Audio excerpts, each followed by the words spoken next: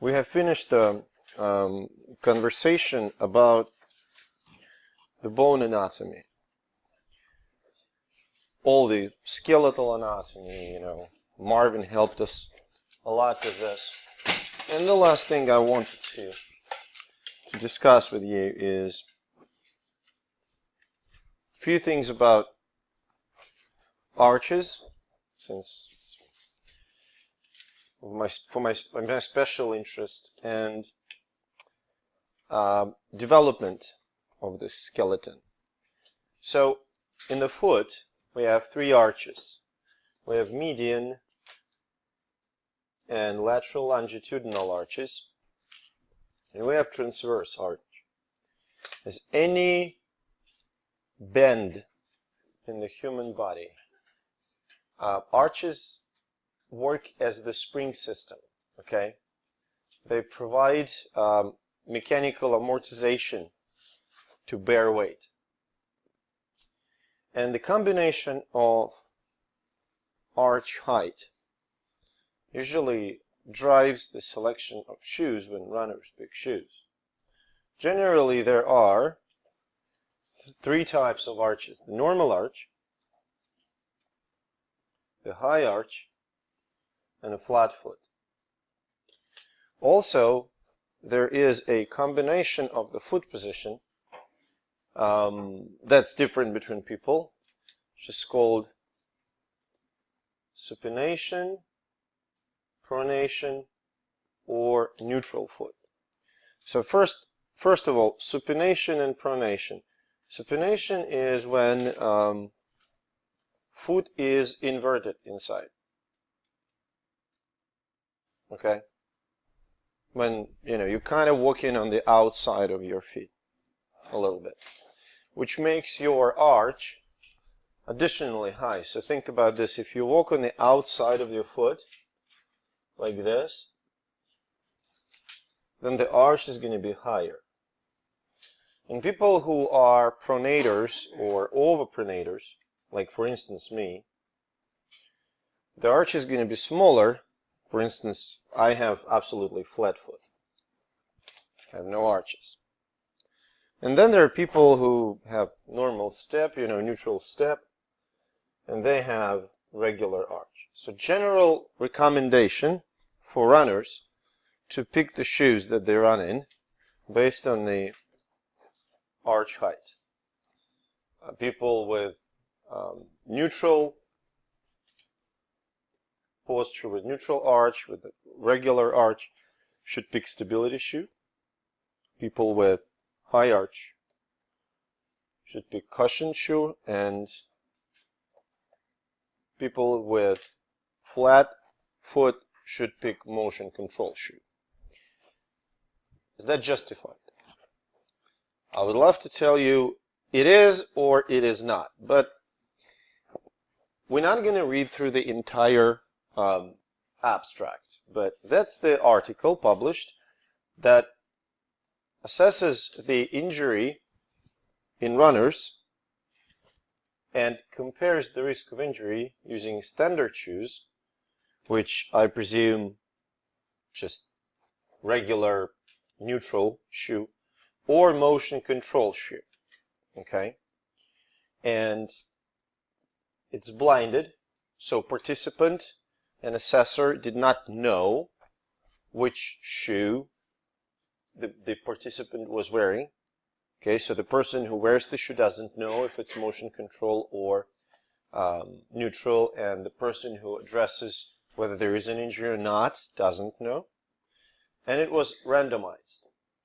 Randomized means that people were assigned to the groups wearing neutral shoe or motion control shoe. They were assigned randomly. And that pretty good number of people. Obviously, 372 participants isn't high, but at least it's... When you do this study and you have 372 participants, it's a respectable study. When you have 50, it's not. Okay, so it's good statistical power for that study. So they did a lot of statistics, which I'm totally not familiar with. I honestly usually just skip all that stuff because I have no idea what they're talking about. I'm totally honest. I have no clue. Confidence interval, regression, all that stuff. I have no clue. I kind of trust them. I trust that people who write the paper know what they're talking about in terms of statistics, and people who read it and review it. And that's important. That's an example of peer-reviewed paper, which means other people who are specialists in, say, orthopedic surgery or sports medicine, they read this paper. That, all parties involved know what they're talking about. So I'm going to jump to results and conclusions. So injury risk was lower among the participants who had received motion control shoes. But this effect was observed in runners with pronated feet, which can be read as if a runner has a pronation, so feet are everted to the outside. You kind of walk on the inside part of your foot. Then in a pronated runner's motion control shoes, they decrease the risk of injury compared to the regular ones. In runners with neutral or supinated feet, motion control shoes didn't do anything. Okay, no effect. Okay? Does that make sense? Do you understand what I'm trying to say? So if you have pronation or overpronation, according to that study, you should buy motion control shoe and not the neutral type. If you have normal arch, then you can buy neutral. Motion control shoe is not going to benefit. Does that make sense? All looks pretty good. Okay? Well, it's a little bit more complicated than that. The enormous study, which we can call sort of meta-analysis. When scientists do meta-analysis, what it means is they take several separate smaller studies and analyze the results. They don't do anything else, don't do anything new. They just put things together. So in this study, 3 independent separate randomized trials that were done in military comprised what? 2,000, so essentially about 5,000 people. Okay? No, more, just 5,000, sorry, I thought it's total. 5,000 men and more than 2,500 women, approximately. Well, 2,300 women. Which is a lot of people, much more than the previous study. And the recruits were randomized in different groups, okay? And in the experimental group, recruits received shoes that matched their plantar shape, which means recruits with pronation received motion control shoes. Recruits with supination received cushioned shoes. Recruits with normal arch received stability shoes. Does that make sense? The control group received just stability shoe. Just disregard the shape of the arch. Okay, they all received stability shoe. Does that make sense? So there was no adjustment. Like, let's see, is there any difference between whether you adjust the shoe type based on the arch type or you don't. So results. No difference for specific types of running shoes. Does that make sense? So in this study, what they demonstrated is that whether you assign stability shoes to all participants or you select motion control shoes, neutral shoes, or cushioning shoes, or stability shoes according to the plantar type, it doesn't influence the injury. Is there a flaw in this study? Yes. Is this one not blinded? It would be better if it's blinded, but so that's a good point, because why we need to blind study? You're biased. Yes. You can sort of assess the injury, how to say, if I have shin splints, I will report them. I have an injury. It's more, if I'm not blinded, it's okay. But if the person who assesses my injury is not blinded, that can be a problem. There is a bias more. What else? Think about the control.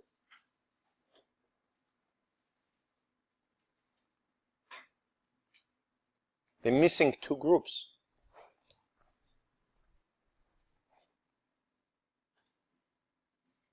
That makes sense now? If no, just say no, you don't make sense. They compared the group where shoes were assigned according to the shape of the plantar surface to the group where everybody received stability shoe. Why not cushioning? Why not motion control? They should have had two more groups. Does that make sense? So you compare specifically assigned experimental group, this one, where shoes match the plantar shape, to the group where everybody receives motion control, then to the group where everybody receives stability, then to the group where everybody receives cushioning. And then you try to, because let me put it this way. A lot of the shoe selection based on your own experience. Does anyone run? Mid-distance. Okay. How long? How far? Huh? 2 or 3 miles. Good. So it's mid-distance, right? I don't know about you, I picked the shoe based on my own experiences. Like one of my experiences says, if the shoe is less than $80, don't buy the shoe. Unless it's like on 70% off sale. Other than that, I bought the shoe which was cheaper and got shin splints in 2 weeks. And never more. Is it subjective? Absolutely, yeah. It may be totally unfounded. Okay? But my personal experience says, yeah, motion control shoes, I had no injuries in those. But stability shoes, for me, for the person with overpronation, work just as well. Does that make sense? So stability shoe is kind of in the middle. It has decent amount of cushioning that would be good for people with high arch, and it has decent amount of stabilizing mechanics for people with flat foot. So it may be actually a poor choice for the control. Does that make sense? So just one of the things that I wanted to show is that we had a conversation with a friend of mine, an argument, and he said science looks for the truth, and that's wrong. Science never looks for the truth. Science will never give you the answer, the definitive answer. Does that make sense? My wife works in the research lab in Case, and I stopped by. I needed a wire loop to inoculate microbial inoculation, and I approached her coworker and asked her, "Do you have a wire loop?" She's a postdoc. She's a scientist. She doesn't say no, we don't. She says, "I never saw one." Scientists will never say, no, it's not true. Scientists will say, we never observed that effect. Does that make sense? So don't ever think about the science or medicine or clinical studies that they can give you an exact answer, categorical answer. And that's a great example. You have one study that says, look, this is what we found. It works fine. Then another study, which is bigger, that say, no, not really, but there's some flaws. Okay? So read the clinical studies. Now, development of the skeleton. The skull in the infant has more bones because some of them are not fused. Bless you. For instance, mandible, frontal bone, you see you have two. Okay? They are unfused. Maxillary bones are not fused. Now the bones are separated by the sutures, and you see there are way more sutures in the fetal skull. Occipital suture, frontal suture in the fetal skull than in the adult skull. And they are also, the bones are connected by the special structures called fontanelles.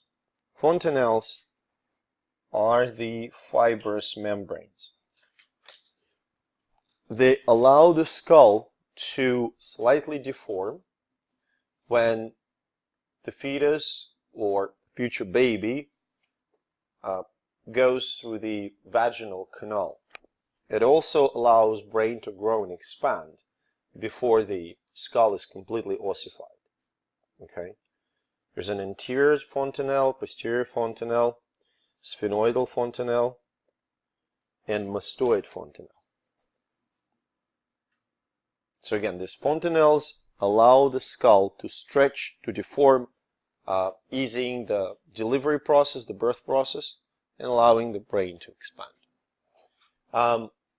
The failure to fuse two halves of the heart polati leads to the condition known as the cleft polati. It is surgically corrected, fairly easily surgically corrected. Somewhere I saw the number. I won't vouch for it 100%, but the number says that the cost of the surgery, if you exclude the compensation of the surgeon, if surgeons will do it for free, the cost for drugs and materials is about $35. So it's extremely cheap, and there are charity organizations that provide the services to fix cleft polati in developing countries.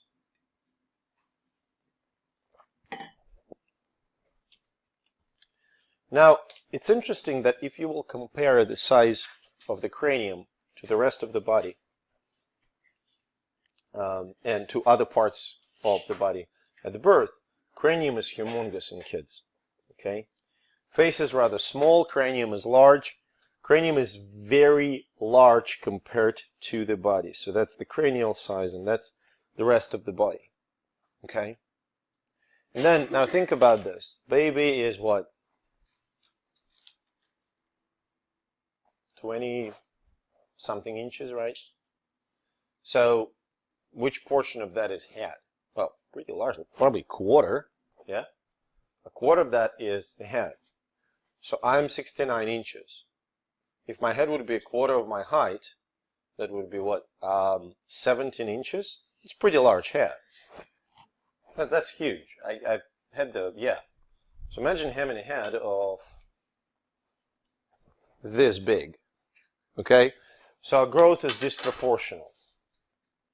Our head is very big when we're born, and then when we keep growing, body grows faster. So the rest of axial skeleton and appendicular skeleton grows faster than the cranium. Okay? Also, our mandible and maxilla are shorter when we're born. They become longer as we grow. Okay?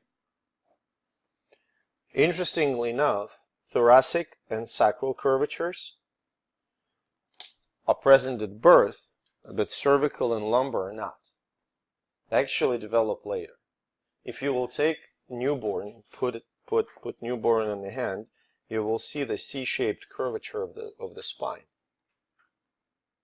That is why baby's vertebral column cannot hold weight, because there is no that curvy spring action. With time, cervical and lumbar curvatures develop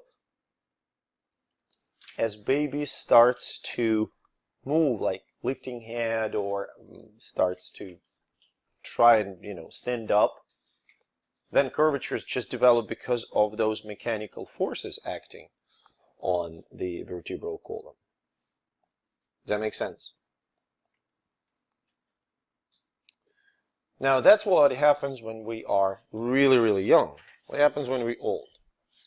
So when we're old,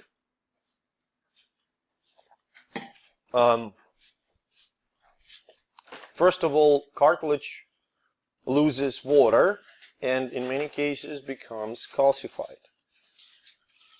So for instance, intervertebral discs become thinner and they become less elastic. So they become less elastic. They cannot provide a sufficient amortization, buffering against the vertical gravitational forces. So in elderly, the risk for the hernia of the intervertebral disc increases. Also, that loss of water leads to the more pronounced thoracic curvature, so may lead to kyphosis, and the loss of few centimeters, okay, as we become older and older. Elderly usually lose some height. Costal cartilages, the ones that connect ribs and sternum, become calcified and eventually ossified, which leads to the problems with expansion of the chest. Normally when we breathe, like when you're sitting here breathing, I'm walking around breathing. The most effort in breathing comes from the diaphragm. But if you need to breathe deeper, say you are exercising or you're running, or you just need to take a deep breath to ventilate your lungs, then external and internal intercostal muscles participate in the chest expansion. When cartilages here are ossified, chest cannot be expanded and ventilation of the lungs is impaired. Does that make sense? Go ahead. So, two questions on that. The ossification. Yes. Is that why? Because I've never done CPR on a kid or anything like that. I've only done it on old people. Is that why it's so easy? Like, when you're to break the bones? Yeah, when you're doing CPR. No, when in elderly, Jacques is absolutely right. In elderly, when you do CPR, often the ribs are broken. The reason for that is osteoporosis, because the bones are brittle. When you press on the chest, it's easier to break. And cartilage, you're right, cartilage, when it is a little ossified, it doesn't provide that flexibility when you push on the chest. Yeah, because I know I've broken like right where your palm is and lower. Like, yeah. It's yeah, because if this cartilages are flexible, then by pushing on the chest, they will stretch and recoil back, provide protecting ribs from breaking. But if they're not flexible, then any effort that you put right here will be projected to the ribs, and ribs will get broken. That make sense? Yes. The second question is, to prevent everything, to prevent the rigid, that from being rigid, would it be helpful for people over the span of their life to be doing the deeper breathing exercises, so that way they don't have the shallow breathing? I cannot tell you. I genuinely don't know if deep breathing will help to prevent, because ossification is age-related process. All the problems that we see in older age, why we see them now? Because we live much longer. That's it. That's the best answer. When people ask me why we see Alzheimer's, heart disease, cancer, more and more, are we getting more sick? No, we live longer. Those are diseases of elderly. And also we diagnose better. That's why, people 200 years ago, if you lived long enough to be 60, you were lucky. You were like old. You were ancient. Okay? So now people live to the age when Yeah, that happens. But any kind of motion increases the mobility of joints, and we'll talk about it today. Okay? Obviously, bones lose mass, so fracture risk is up. That's pretty much the dynamic of the bone mass loss. So 30, 40, that's the peak bone mass, and then we start to lose it. Males are in a better position because testosterone levels stay higher for a longer time.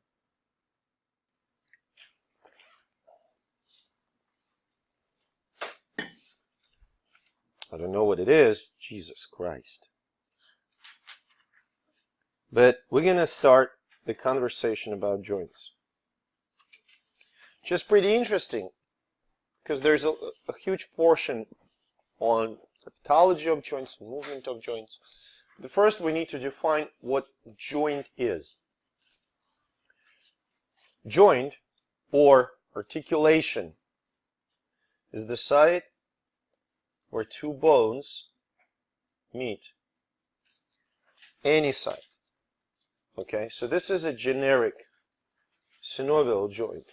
But if you would look at the human skeleton, you will notice that joints are many. There are joints in the skull, every place, every location where bones articulate. Okay, temporozygomaticus joint, temporomandibular joint, sutural joints between the cranial bones, vertebrochondral joints between ribs and vertebrae, sacroiliac joint. Those are all joints. Okay, radioulnar joint, distal and proximal radioulnar joints. Wherever bones meet, that's a joint. Does that make sense? Obviously, the main function of joints is either holding bones together or holding together and provide mobility. There are two major types of joint classifications: functional classification and structural classification. Functional classification describes how much movement is allowed at a certain joint. Joints can be synarthrotic or synarthrosis that are immovable. Can you explain any immovable joints? Bless you.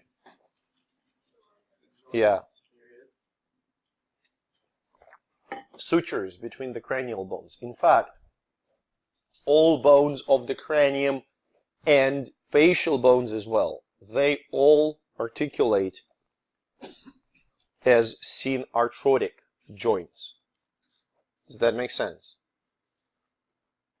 Except for one. There's one bone in the face that doesn't form synarthrosis. Yeah, mandible. That's the movable joint. Okay. Amphiarthrosis, slightly movable joints. Can you give me an example of slightly movable joint?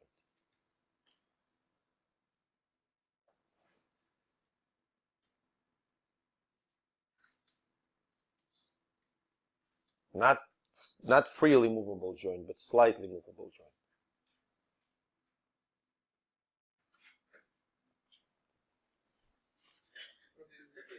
In the nose? Pubic symphysis? Yeah, absolutely. Slightly movable. Movable during the birth. Actually, all joints between the vertebrae are amphiarthrotic. They slightly movable. They're not freely movable. There's a certain degree of freedom, but not very high degree of freedom.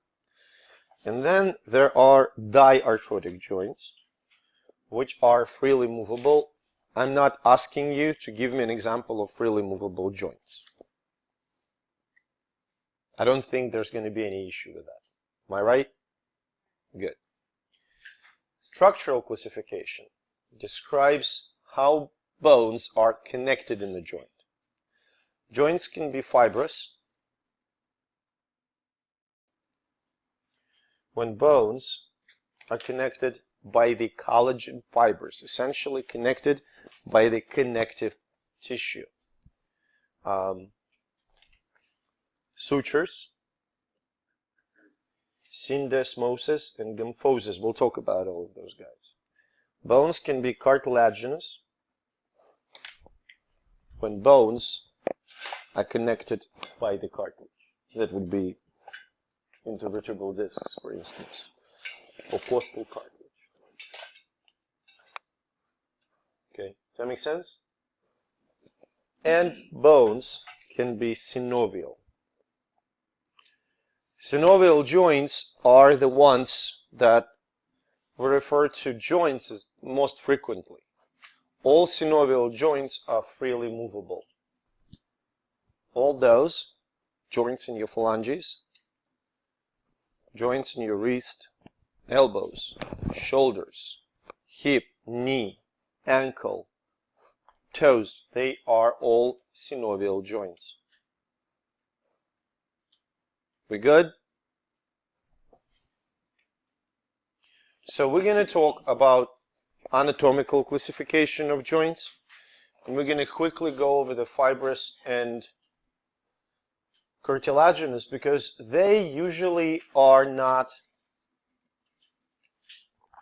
problematic.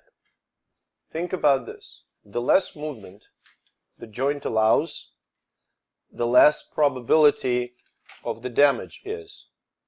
Do I make sense with that statement? So fibrous joints. Fibrous connective tissue joins the bone. There's no cavity. That's important. Keep it in mind, the word cavity. There's no cavity. Most of those bones are synarthrotic, which means they are not movable. There are three types of fibrous joints. First are sutures. Sutures are found exclusively in the skull. Okay? Coronal suture, sagittal suture, lambdoid suture, squamous suture, those are all joints. They are absolutely immovable. If they are movable, it means somebody has a trauma, skull damage, okay? If that joint becomes movable. Make sense? Now, initially, when we're born, that connective tissue allows for the expansion of the brain. Expansion of the brain, yeah, and expansion of the skull.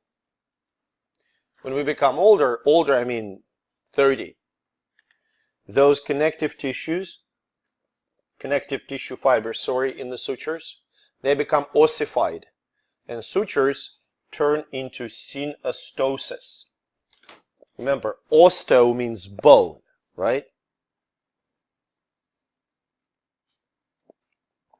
Does that make sense? Syndesmosis. Very short, well, not very, short ligaments, okay? Remember, ligament and tendon are two different things. What's the difference between the ligament and the tendon? Didn't really talk about it, but... Yes. Tendon connects muscle and the bone. Ligament connects the bones. So ligaments in this case, for instance, tibiofibular joint, right here. Tibia and fibula here are connected by the short ligament. There's not a lot of movement here. Most of the syndesmosis are synarthrotic. Well, most of them are synarthrotic, some of them amphiarthrotic. The example of amphiarthrotic joint is interosseous membrane between the radius and the ulna. So that's movement. It's not free movement, but there is a good degree of movement. Does that make sense? So far, we're good? Third type of fibrous joint is gymphosis. If you're an adult and you're healthy, you have 32 joints like that. Gymphosis is exclusively a joint formed by the tooth and the jaw. The bone and the jaw. Yeah, well, I mean, if you have your wisdom teeth out and you didn't lose any, I have, for instance, less. Okay, I'm missing quite a lot of those. Okay, that's unique. And you can actually, if you ever asked, how tooth is held in the bone, there's the so-called periodontal ligament here that attaches tooth to the bone. Does that make sense? And it's actually a pretty good joint. I mean, knocking the tooth out is really hard. You can break it so the root of the tooth stays, so you can break it at this level, but knocking it out completely is a challenge, which I successfully accomplished when I was 8. Cartilaginous joint.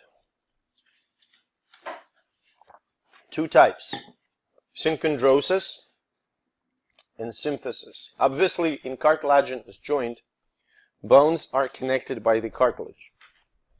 So synchondrotic joints are, practically all of them are synarthrotic. They are immovable. Take this, the cartilage between the first rib and the sternum. There's no movement involved here.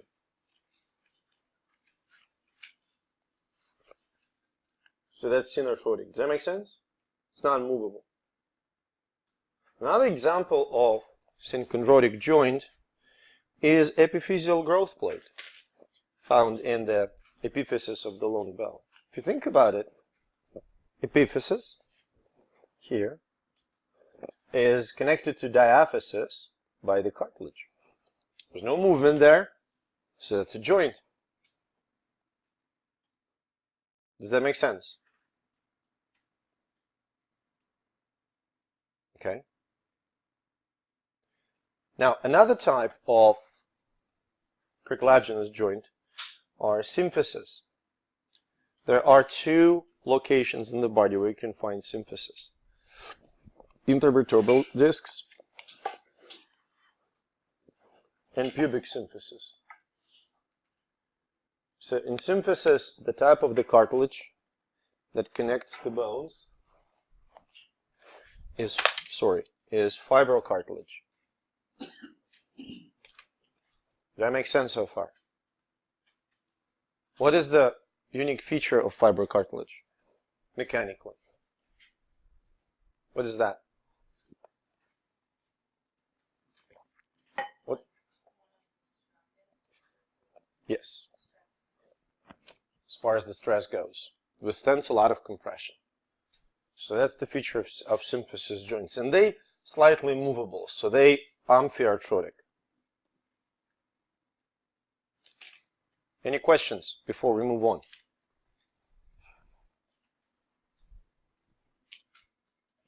Now, synovial joints, by definition, are the joints in which bones are separated by the fluid-filled cavity. Shoulder, elbow, hip, knee. The joints in the fingers are synovial joints. Most joints in the human body are synovial, and they all are freely movable. You have to understand, though, that when we say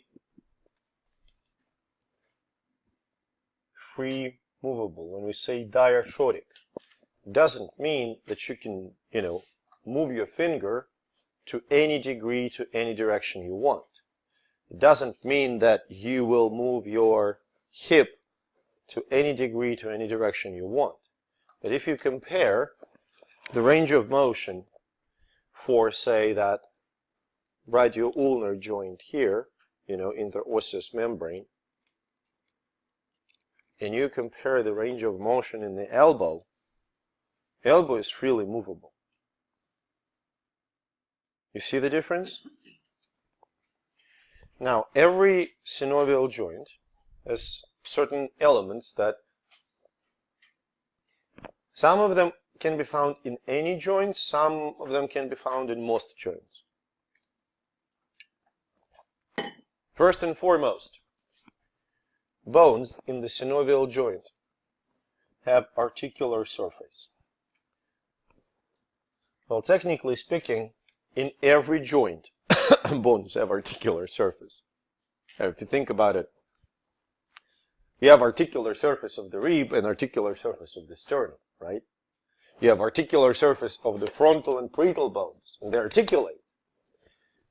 But here, articular surfaces are covered by the hyaline cartilage. In that image, hyaline cartilage is shown in blue. Make sense? Good? Then, you have a cavity, which is called joint cavity or synovial cavity. It's a space which is fluid filled. Synovial cavity is not empty. There is a synovial fluid that fills the cavity. How is this fluid contained? Well, the joint capsule contains the fluid and provides the necessary mechanical strength to the joint. There are two layers in the joint capsule. The external fibrous layer, here on this image, fibrous layer shown here. Okay, that's the outer wall of the capsule. Not every joint has a complete fibrous layer. Do you understand what I just said? In some joints, ligaments will form that fibrous layer. So external fibrous layer, that's one, and synovial membrane, it's two. Here, synovial membrane is shown in green. The function of synovial membrane is to filter the plasma and produce synovial fluid. Does that make sense? And synovial fluid. It fills up the synovial cavity of the joint. It's viscous. It contains even immune cells. It provides nutrients to the articular cartilage because cartilage is extremely poorly vascularized. Okay, macrophages in the synovial fluid constantly remove debris. Where does debris come from?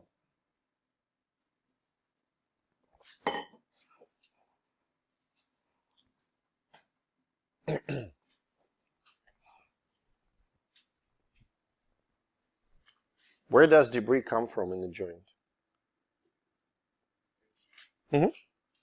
Yeah. One bone rubs against another. That's inevitable. That's normal wear and tear. So a little chunks, really tiny chunks of cartilage, they constantly get into the synovial fluid. And macrophages constantly destroy them. That's normal. Does that make sense?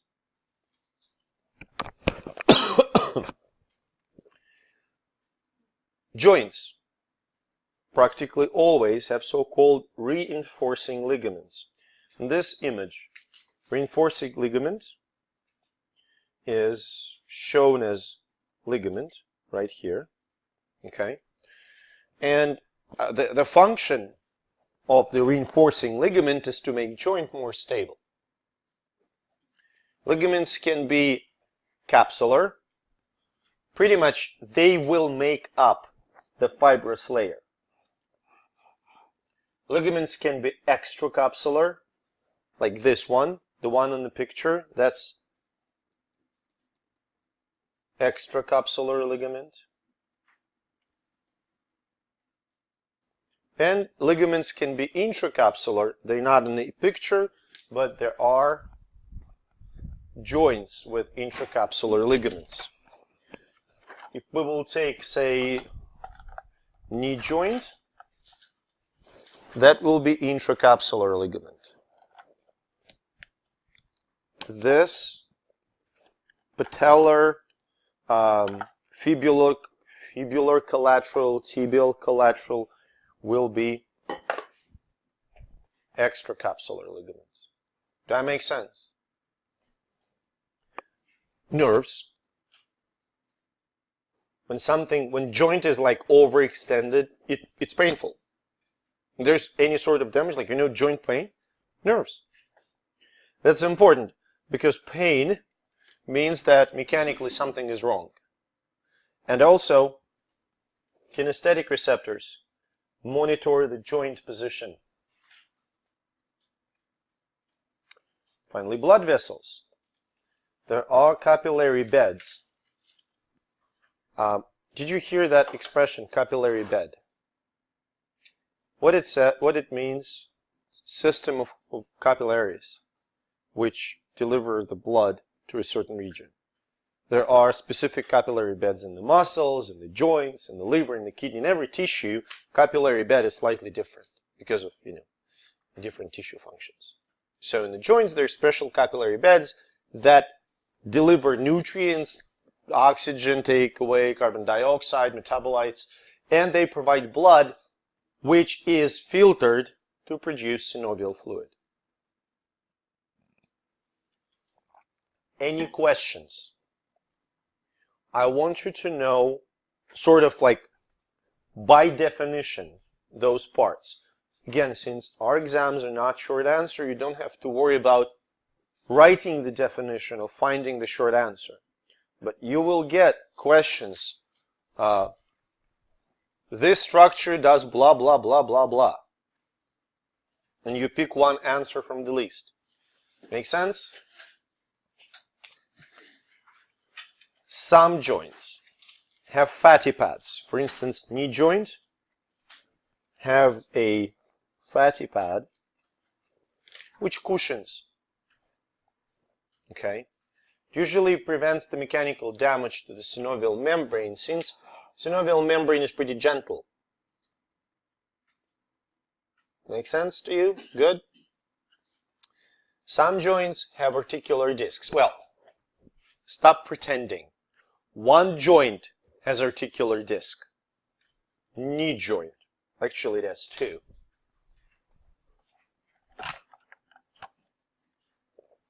Those are menisci.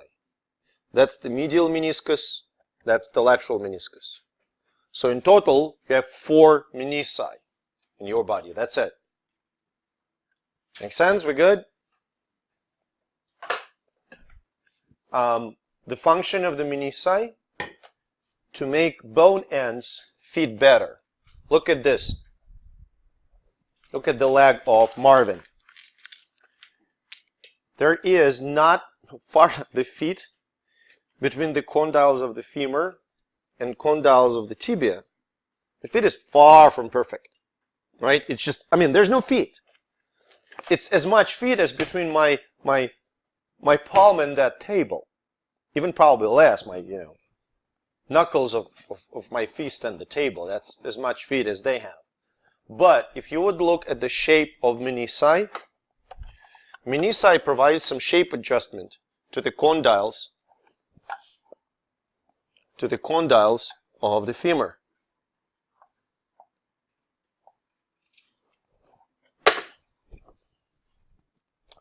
Bursae. For some reason, I just love the structure. Bursae is a bearing. That's the word. Rotational bearing, circular bearing. It's a bag. Actually, from Latin, I think, bursae, the meaning of the word bursa in Latin is the bag. Students in the medieval times were often called bursars. Oh, there's a position in some institutions that is called bursar. Bag carrier. Students were called bursars because they were carrying bags with books. So bursa is the bag.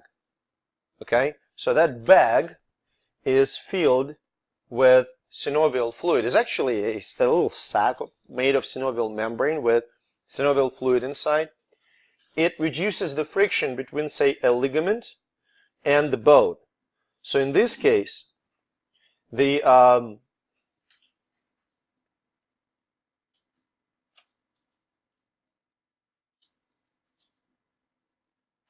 acromial ligament, to avoid the rubbing of acromial ligament against the head of the humerus, bursa forms this pad, this cushion, this bearing cushion between the bone and the ligament, reduces the friction. Does that make sense? We'll get there. Yes, it can. We'll get there. It absolutely can. Yes. And if you will take bursa to the next level and will expand it and surround the entire tendon with what looks like a giant bursa. This giant bursa is called tendon sheath. You can see how it surrounds the tendon and again reduces the friction of the tendon against the bone. Does that make sense? So you see there are two major structures to reduce the friction of tendons and ligaments against the bone: tendon sheath and bursa. Questions before we moving on? What makes the joint stable? There are three factors, and they can be very specifically rated. What is the most important stabilized factor? What is the least? The least important stabilizing factor is the shape of the articular surface. For 1 second, imagine that all you have here is, well, say menisci. Even let's leave menisci in. Is that stable without all those ligaments that surround it? Not really, no. This may be a little more stable, but not really, no. This, the pivot joint between the first vertebrae and the skull, I mean, not really. Just remove annular ligament around the dents of the C2, and your skull will just fall off.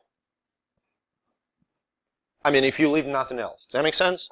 So they are minimally important. Ligaments, number of ligaments and ligament location have very, very limited role. Which means if all you have is this, the ligaments here, I deliberately removed the patellar tendon. It is not extremely stable, especially if you consider all the forces that act upon the knee joint. Make sense?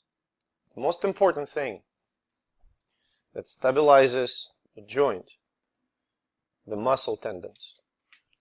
So for the knee joint, for instance, those are ligaments that stabilize it. Intracapsular cruciate ligaments, extracapsular collateral ligaments. You don't see the arcuate and oblique popliteal ligaments that are on the posterior side of the joint. But what's more important in stabilizing the knee is the strength of the muscles. It's not tendons themselves. It's the strength of the muscles. Does that make sense? So essentially, if you would look at scientifically founded recommendations how to reduce the injury, especially in the team sports. By team, okay, game sports. I'm not talking about chess. In chess, you can only reduce the injury if you don't fall off the chair. But in sports like tennis, soccer, football, any sport, running for that matter, any sport that includes a lot of joint movements, the only way to reduce the risk of injury is to make muscles that stabilize that particular joint stronger. Do I make sense?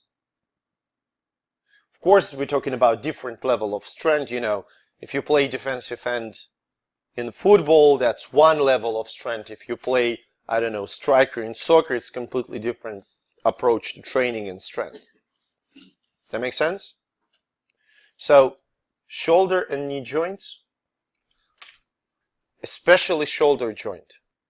Shoulder joint is the most freely movable and the least stable joint in the human body. We'll talk about it. Strength of the muscles that surround shoulder joint is critical to prevent shoulder injury. Same goes for knee joint. Knee joint is not very freely movable. I mean, it's free movable, but not so many aspects of movement.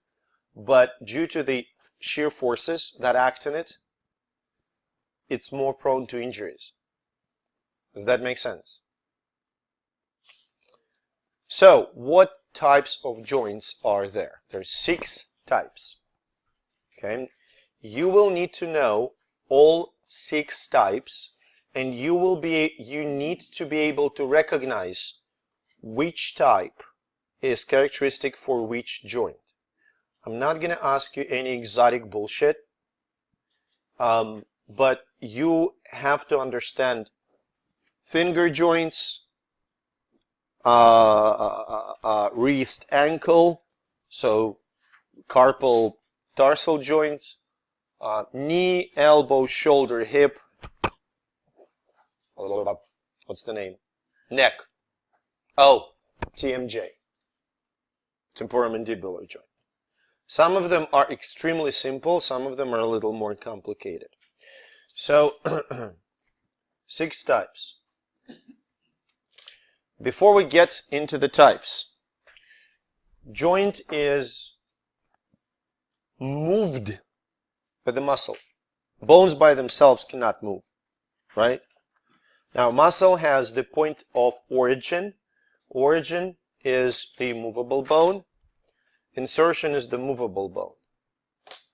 Okay, for instance, biceps brachii is attached to scapula, that's origin, and insertion is in radius. Okay, so that's gonna be movable. Does that make sense? Okay, pectoralis major origin will be at the sternum, the insertion will be at the humerus. Make sense? So that's how it works. So muscle contraction is what moves the bones. Generally speaking, movement of bones can happen in the frontal plane, transverse plane, and sagittal plane. Is that understood? There are specific movements which we're going to discuss as well, but for now, understand those. Clear?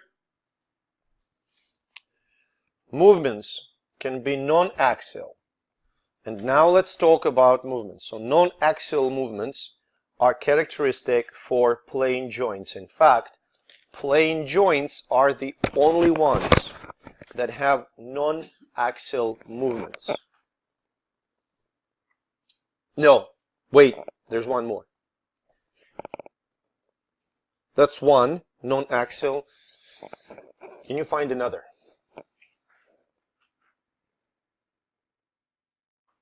And there's no axis.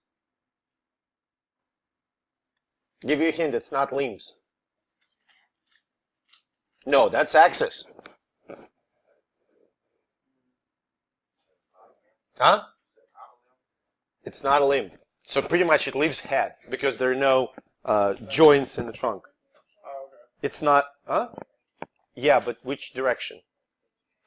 Uh-huh. Good job. Side to side, gliding movement in the jaw. That's non-axial. Does that make sense? Axial movements. Axial movements can be uniaxial, one axis, biaxial, around two axes, and multi-axial. So, uniaxial, hinge and pivot. Hinge is your shoulder, elbow. That makes sense? Pivot, a part of the elbow joint. This one, supination, pronation, that's pivot. That metal ring here represents annular ligament that goes around the head of the radius. Another pivot joint is a complex joint at the base of your skull. That makes sense?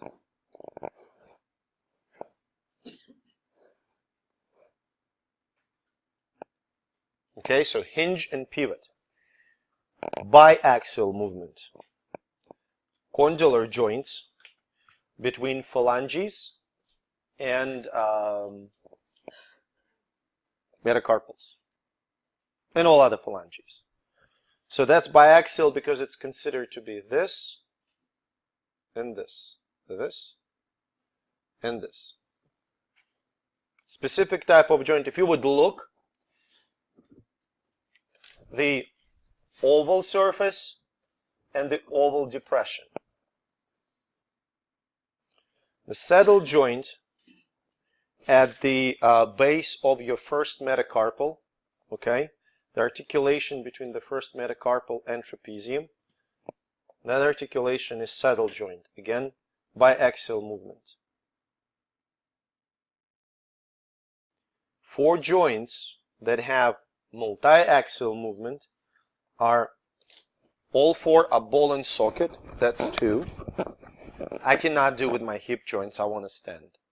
But, you know, that's free, absolutely free movement. Hips and shoulders are multi-axial ball and socket type. So you have to know all the 6 types. You will have a question something like, shoulder joint has this type of movement. Non-axial, uniaxial, biaxial, multi-axial. Huh? Yeah, but you get a gist. I'm not going to throw some crazy questions at you, but you have to be able to, like, assess on the fly. I mean, you have time to think, but you have to be able to look at Marvin and say, yeah, that's going to be ball and socket. Yeah, that's going to be gliding. Am I clear about my expectations? Marvin's here. Marvin's here for the exam. You can come over to Marvin. You can look at Marvin. Okay? Does that make sense? We good? Any questions?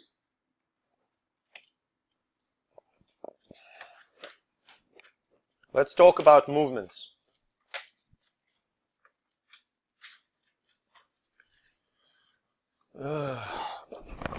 Gliding movement. Carpals. Okay, there's going to be some leg movements involved that I wanted to show you. Okay, so gliding movement, carpal and tarsal joints. Vertebral processes, articular process of the vertebrae, also gliding movement. But it's not synovial. There's no synovial fluid in the vertebrae. It's not free movable joint. Just giving you an idea, gliding movement. Am I clear? Now, another type, angular movements. Angular movements involve movements of the trunk, head, and limbs in the coronal, transverse, and sagittal planes. Okay? So, movement in the sagittal plane is flexion, extension, and hyperextension. You can see right here. For the neck, when angle is decreased, it's flexion. So look at me. I decrease the angle, I flex my neck. I increase the angle, I extend my neck. This is the 0. I go backwards, I hyperextend my neck. In some cases, hyperextension is normal. This movement is normal. That's hyperextension. Does that make sense? Same goes for the trunk. I flex the trunk, I extend the trunk, I hyperextend the trunk. Does that make sense? Limbs. Extension is just going to zero. Hyperextension is going past. So look at this. I'm in anatomical position, right? I'm going to extend it at an angle so everybody can see. This is 0.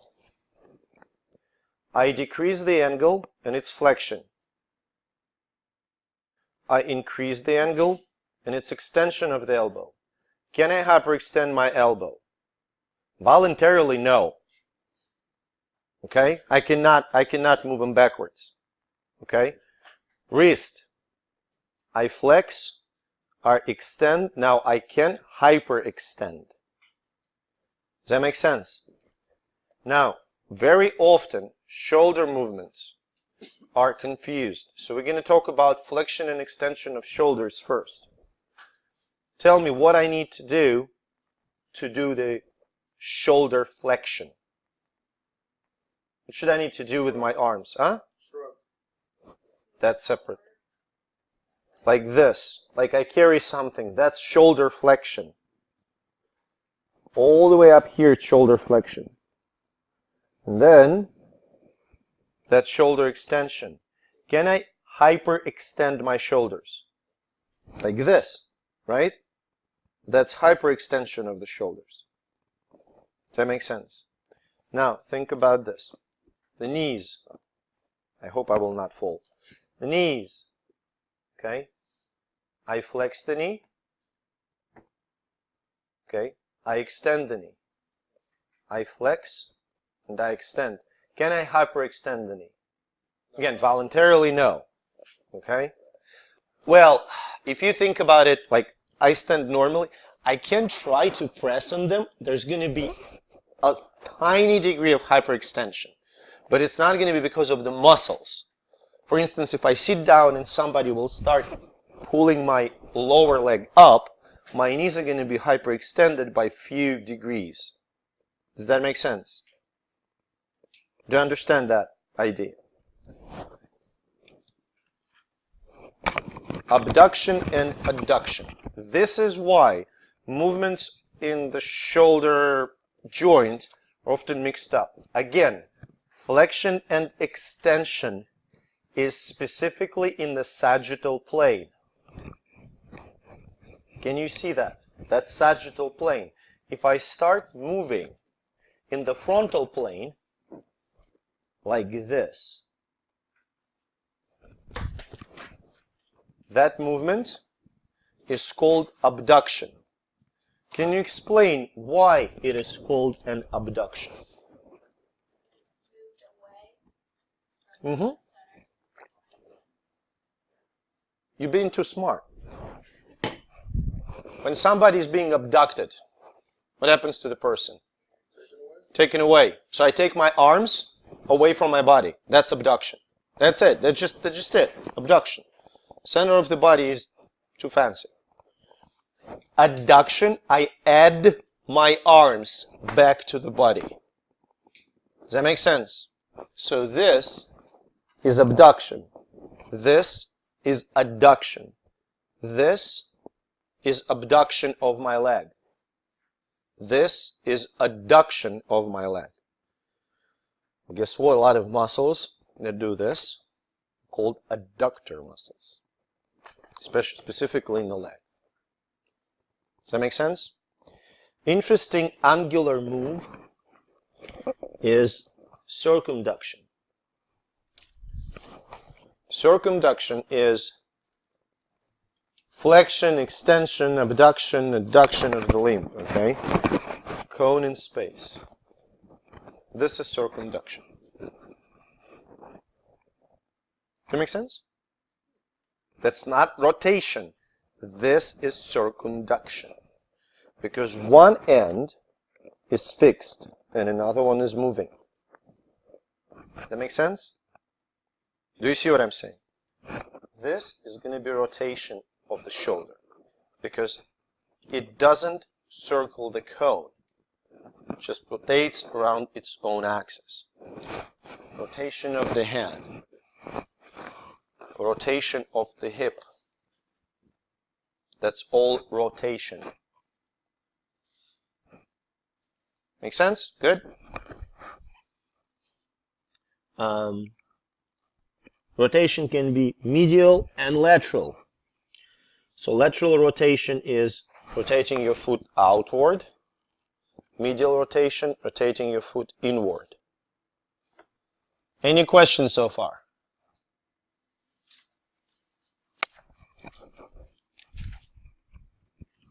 Special movements. You're carrying a bowl of soup. That's supination. You drop it like you tap somebody on the head. That's pronation. Okay? Dorsiflexion and plantar flexion. Plantar. What does that mean? Plantar. Towards what? The what? The ground, your soul, right? So that's plantar flexion. Dorsiflexion is the opposite because this is dorsum of your foot. So dorsiflexion, plantar flexion. Say when you stay on your heels. Well, I'm kind of scared to do that. When you stay on the heels, your feet are in dorsiflexion. When you stay on your toes, they are in the plantar flexion. Does that make sense? Inversion and eversion. That's inversion. My ankles hurt, so I'm not going to do eversion. That's inversion. Can you see that? You see my feet? Eversion will be the opposite, like this way. We talked about eversion of the foot and the trauma associated with the Potts fracture of the fibula. Protraction and retraction, that's exclusively mandibular move. Mandible goes forward and backwards. Elevation and depression. Two major sites where you can see those. One is mandible. Interestingly enough, this is elevation and depression. So when your mouth is closed, your mandible is elevated. When your mouth is open, your mandible is depressed. Make sense? Another elevation and depression move, your shoulders. So to Jacques' question, that's elevation of the shoulders, that's depression of the shoulders. Okay? And the open depression. Look, depression is down. Elevation is up. Depression, elevation. You can see here. It is additionally shown. Depression and elevation of the mandible. And opposition, related to the thumb, when you do this, all those movements, so each of those movements, that's opposition, that's opposition, that's opposition, this is opposition. Does that make sense? Now, let's take a break. When we will come back, we will discuss the anatomy of the joints. Say again?